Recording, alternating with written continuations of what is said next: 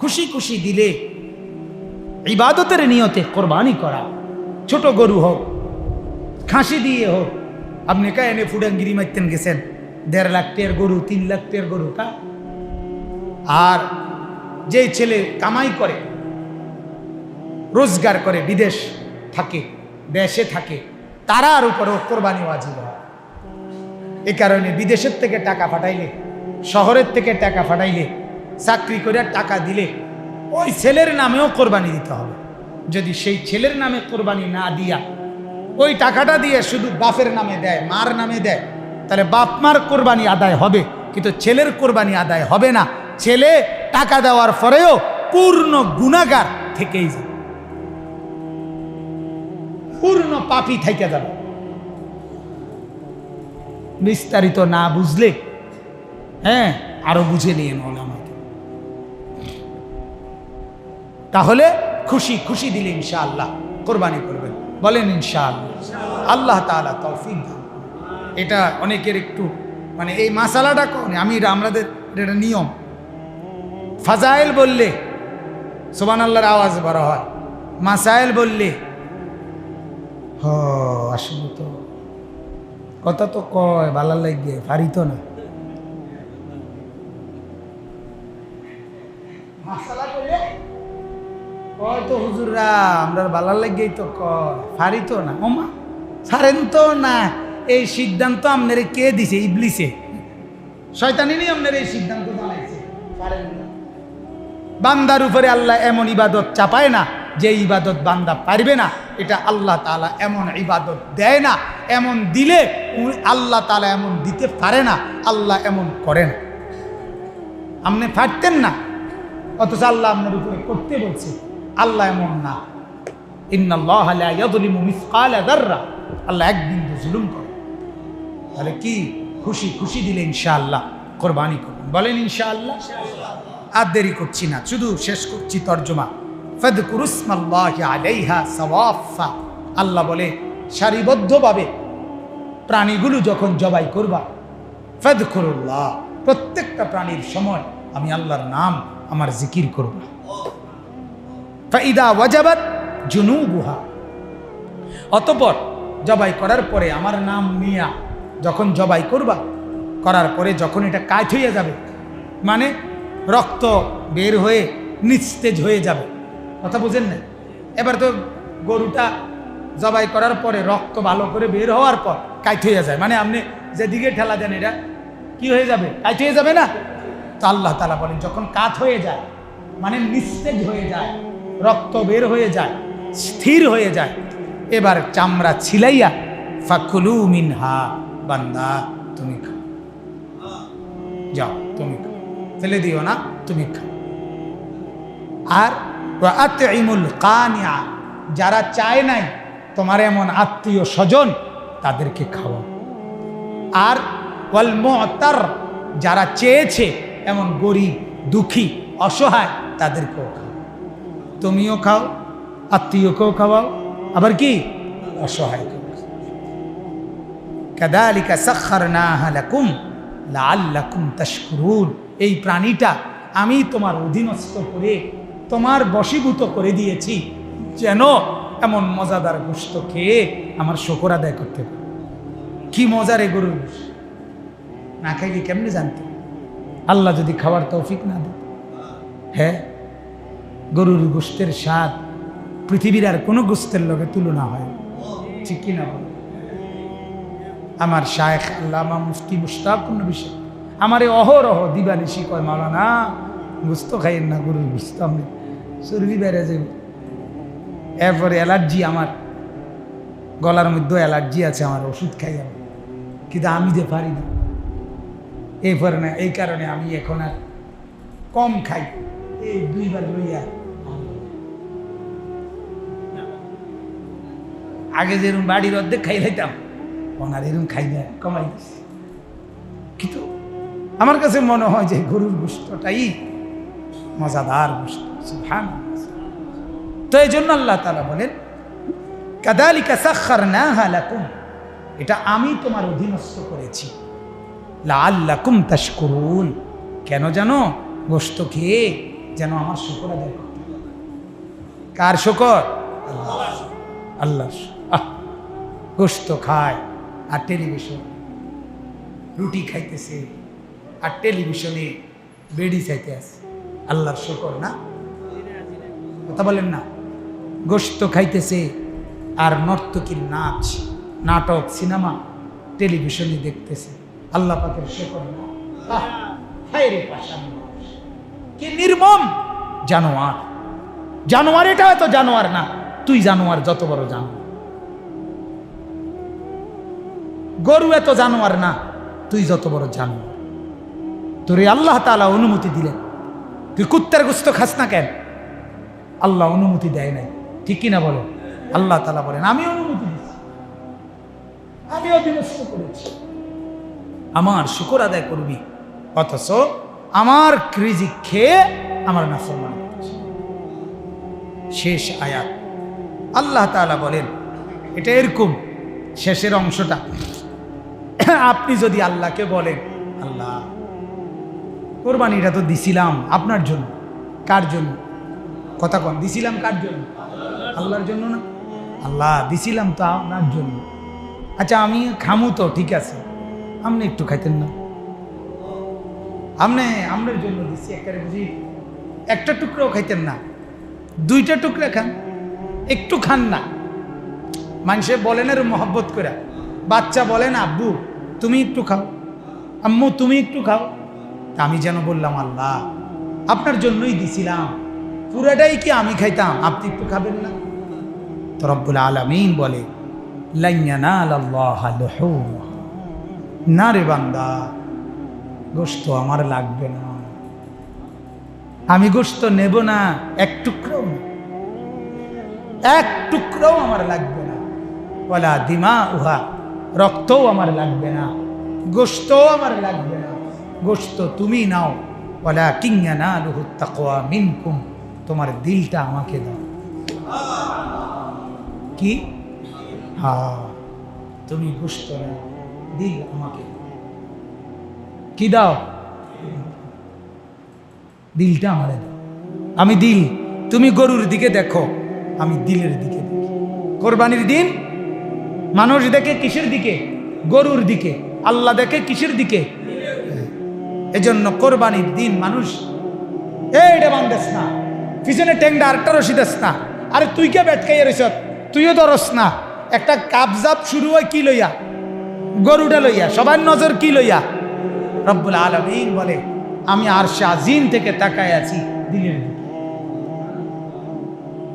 দিলে আমার সন্তুষ্টি আছে কিনা, দিলে আমার ভয় আছে কিনা, দিলে আমার মহব্বত আছে কিনা, দিলে আমার জন্য হয়েছে কিনা, এটা আমি চাই। কোরবানি কইরা গোশত বাচ্চা এরপরে বিকালবেলা বা পরের দিন কইও না দিছি কোরবানি, একেবারে ধরা ধরা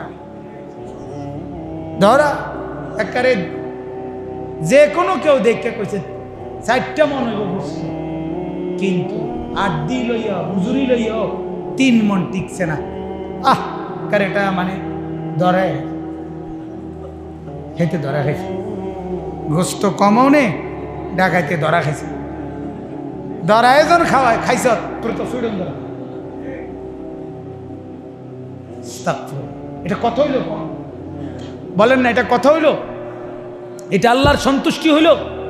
এই জন্য আল্লাহ তাআলা বলেন বান্দা আমি কিন্তু তাকাই আছি কিসের দিকে? গোশত তুমি নাও, দিল আমাকে দাও। কোন এটা কি কইছি কোন তো? এজন্য কথা শেষ। ওই যে আমি প্রতিদিন বলি কয়দিন, গরু কিনতে গিয়া, গরু আনতে গিয়া, বাইক বানতে গিয়া, এরপরে জবাই করতে গিয়া, জবাই হইয়া সারলে বারবার গরুর সাথে ছবি তোলা, বারবার ফেসবুকে দেওয়া, গরু আমার এই, আমি গরু এই।